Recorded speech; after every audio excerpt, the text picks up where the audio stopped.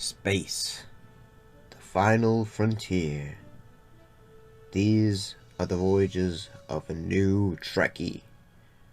My 5-year mission to search out Star Trek media, to seek out our fans and merchandise, to boldly go where no fan has gone before.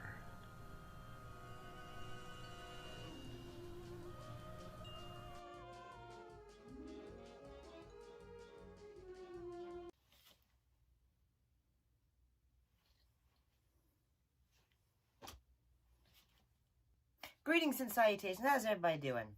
So today we're talking about Star Trek from 2009,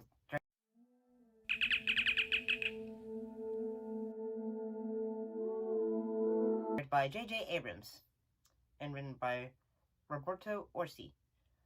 So, after the commercial failure of Star Trek Nemesis, Star Trek laid dormant for a while.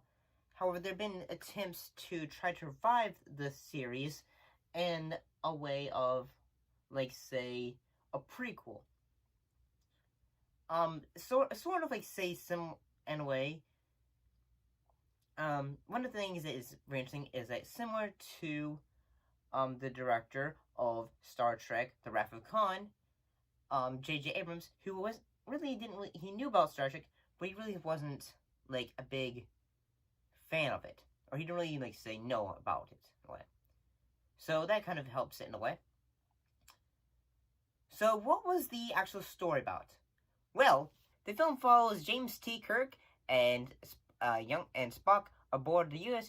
Enterprise as they combat Nero, a Romulan from the future who friends the Federations of Planets. The story takes place in a alternate reality because of time travel, because of both Nero and the original Spock, and so that's one thing that ends up happening, and that, say, characters are, like, we're able to not have to rely on previous things to create a new timeline and not have to rely on so much from the previous decades of, shows and all that. So the cast includes Chris Pine as James T. Kirk, Zachary Quinto as Spock, Nimoy as Spock Prime, Carl Urban as Dr. Leonard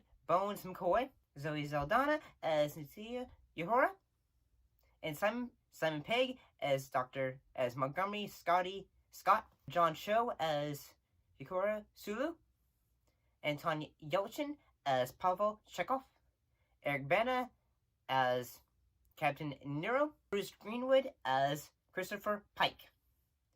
So one of the things that I think the film really does well is that the film opens up with the destruction of, like, say, Nero coming through a wormhole, and also Kirk's father George having to try to save, get everyone off the ship so everyone can get to safety. What are we gonna call him?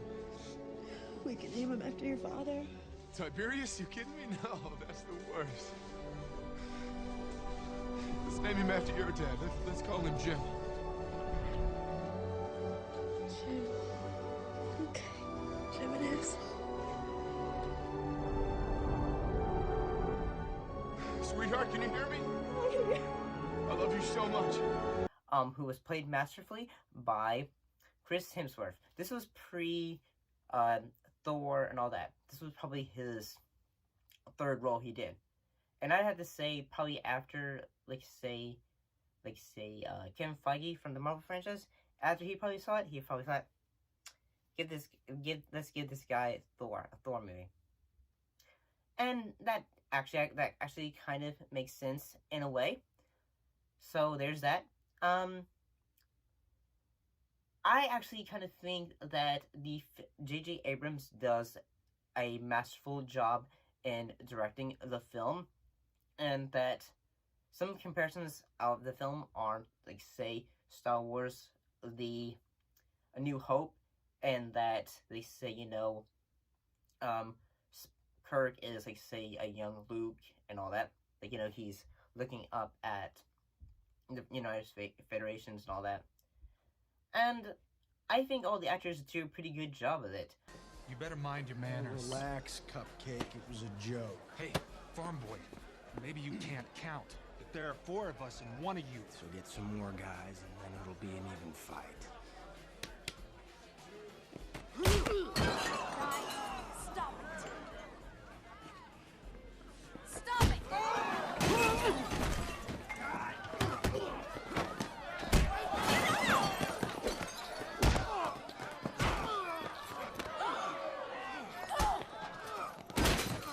I like, say, the new, like, say, ideas, like, say, we get, say, more development of, say, the planet of Vulcan, and, like, say, Spock, like, Spock as a young child and all that.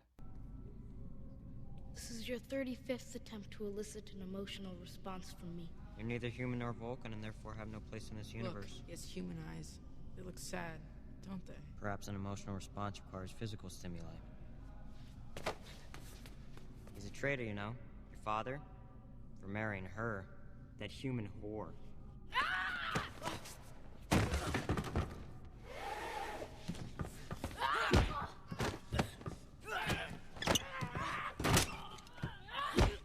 So there's that. And yeah, I gotta say that also both Ben Cross as Sarek and Winona Ryder as Amanda Grayson, who's Spock's mother, I think they both do a masterful job.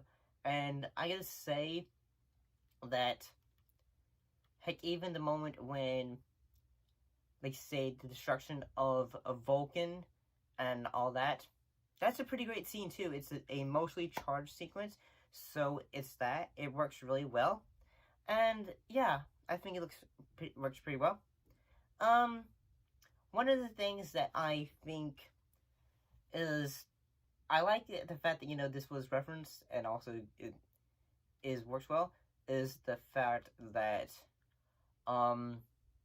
like, say, whether it's like, like, say, the whole reason, like, say, we call him Bones is because his wife left him, and all he's got left is his bones.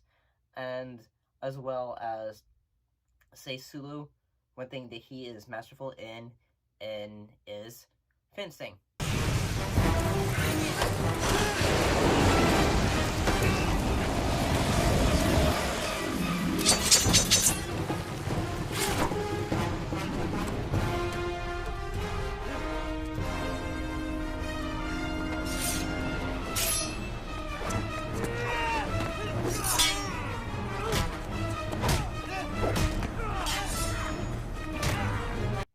And what did he do in the, like, say, the Naked Time? Well, be a swashbuckler, but so that works. Honestly, I'm gonna be honest, I really think this is a really good film, honestly. Like, say, a lot of people say, okay, the lens flares get old. Well, I honestly kind of think it works well with it, and the fact that, say, you're in deep space, you're probably going to get some reflections, because you are, like, say, your ship is the only thing that's going to be out there, and all that. We also get some other kind of things, like, say, the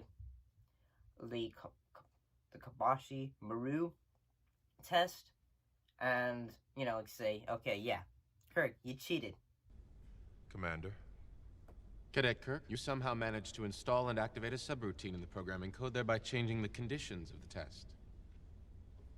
Your point being? In academic vernacular, you cheated.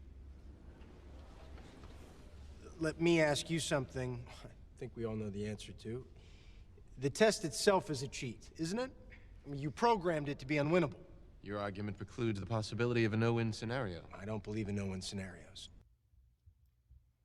And I gotta say, they say one thing that, like, say, makes this film work is that they'd kept, like, if they had kept writers and JJ, they were able to make this film exciting, fun, and at times, sexy, which made it kind of more appeal to a modern audience, because that's what they needed to do.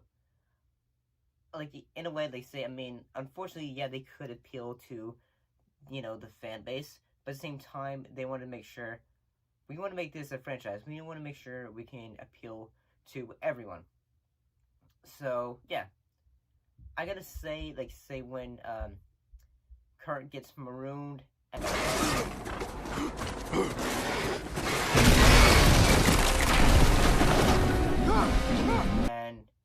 he's running away from the monster.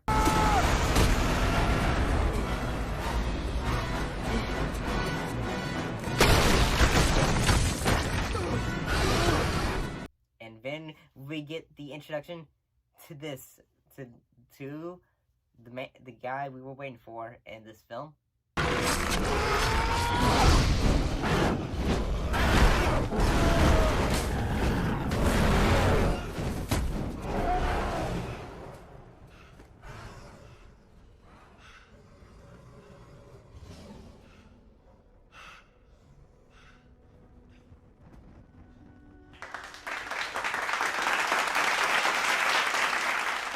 James T. Kirk. Like same with the Trekkies and everyone. And honestly, I gotta think it's pretty cool seeing like an older Spock. Although we had like say, like, you know, in the original films, the actors had already aged, but it's pretty cool seeing him like say like that too, like a silvered up Spock. And I gotta say Nero, he's actually a pretty cool villain in the fact that, you know, he is a Romulan, and that he does not look like, they don't look like the typical Romulans. I know your face from Earth's history.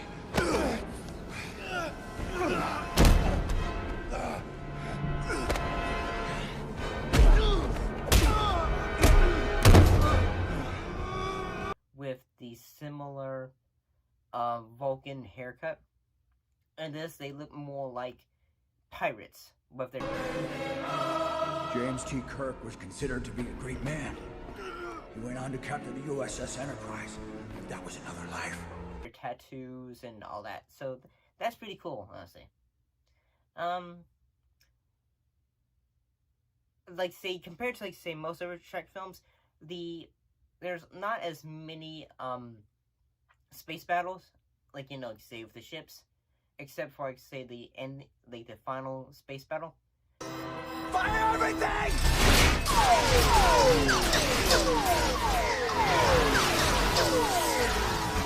Incoming missiles. If the ship is hit, the red matter will be ignited. Understood.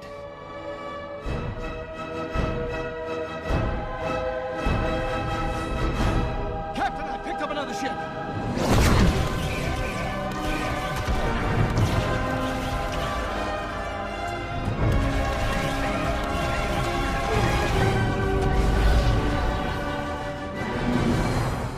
So, yeah.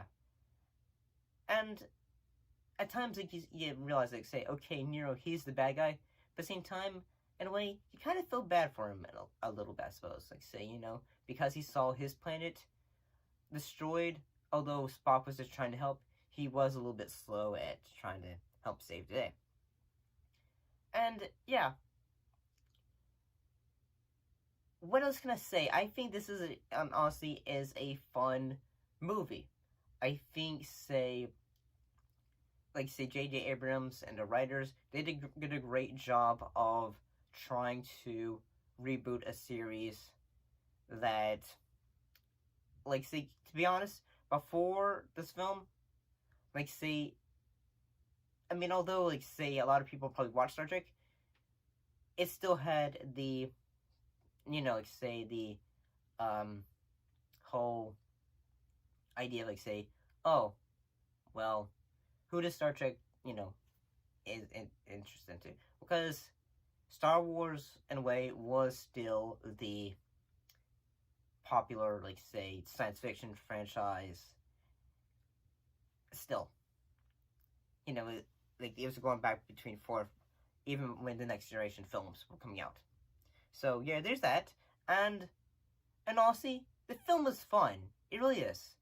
The acting is good. The you know, the cinematography is good. The music is on point. And honestly, I think Star Trek from 2009 is a pretty good film. And I think it, like say, does a pretty good job of starting a new franchise. However, like say, a lot of people would end up being disappointed by the sequel for various different reasons. And eventually, when we get to it, Star Trek Into Darkness, we will be talking about that as well. But what do you guys think so far of Star Trek 2009, the reboot? But put your thoughts in the comments down below. Let me know. And as always, thanks for watching, and I'll most definitely see you next time. See you later.